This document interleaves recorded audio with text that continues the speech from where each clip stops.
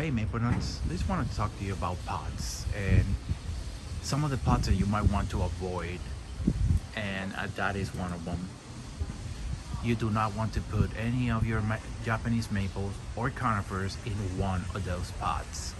And the reason is, although it looks really nice and pretty and all that stuff, is that eventually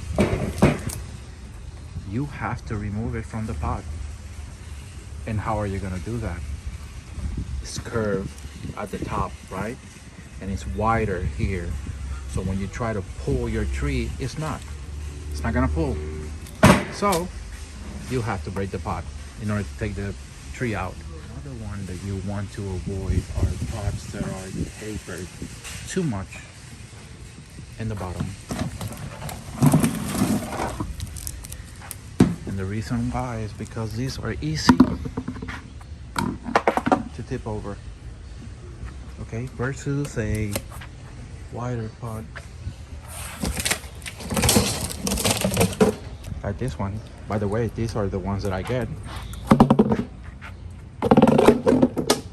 They don't, right? They're wider. They're shallower, but they're wider, and that's why I like them.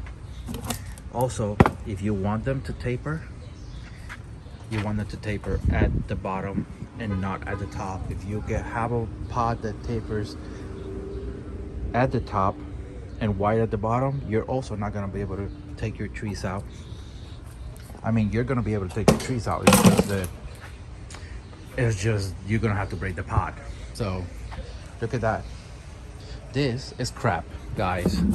This is a type of pot that you put by maybe your front entrance door, and that's it.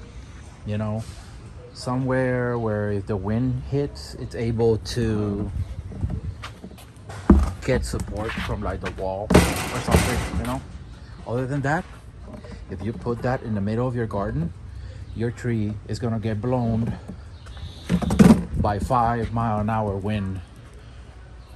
What else do we got here? I think that's about it, right? Avoid curve in your pots. You don't want curve anywhere on your pot. Avoid tapers, drastic tapers like that one, and avoid multiple holes pots.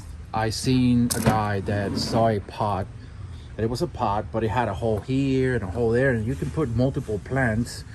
And he wanted to put multiple Japanese maples in that one pot, and that is a big no-no. You do not want to do that. It's going to be a fight in the soil for space, and the Japanese maples are going to fight each other. Some of them are going to die, and you don't want to do that. And also, if you got a little hole here, a little hole there, how are you gonna take them all out, right? You have to eventually repot them. You got to think about that. When you have Japanese maples in pots, you have to eventually repot them to a bigger pot or put it in the ground or whatever it is, and you're gonna have to break that pot. All right, that's all I gotta say. Bye.